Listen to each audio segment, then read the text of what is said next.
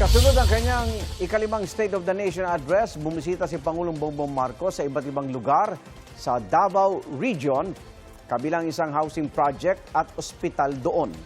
Yan ang unang balita ni John D. Esteban ng GMA Regional TV. Matapos niyang ikutin ang iba-ibang ward ng Davao de Oro Provincial Hospital sa bayan ng Montevista, personal na iniabot ni Pangulong Bongbong Marcos sa hospital chief nito ang 147 million peso check na pandagdag pondo ng pasilidad.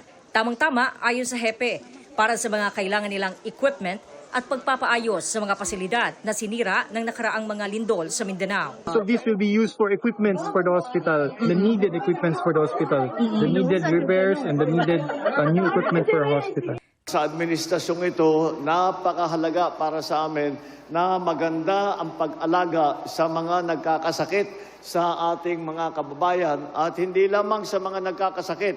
Inuunahan po natin ngayon, hindi na natin inaantay na magkasakit. Sa Nabunturan, Davao de Oro naman, pinangunahan ng Pangulo ang distribusyon ng agricultural machineries at farm inputs. Para yan sa mga benepisyaryo sa Davao de Oro, Davao del Norte at Davao Occidental. Namahagi rin ng financial assistance sa ilalim ng Social Civic Projects Fund para sa Presidential Scholars at Barangay.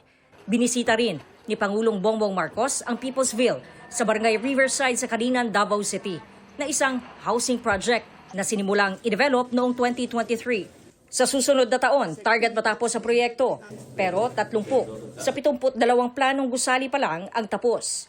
May 100 one-bedroom unit ang kada building, kaya inaasahang mahigit 7,000 benepisyaryo ang makikinabang. Gumagawa tayo ng community na kumpleto na lahat dahil mahirap tirahan kung wala naman pupuntahan yung mga bata, walang malapit na palengke, hindi malapit sa trabaho. Yun ang mga titignan natin, hindi lang yung pagpatayo ng bahay.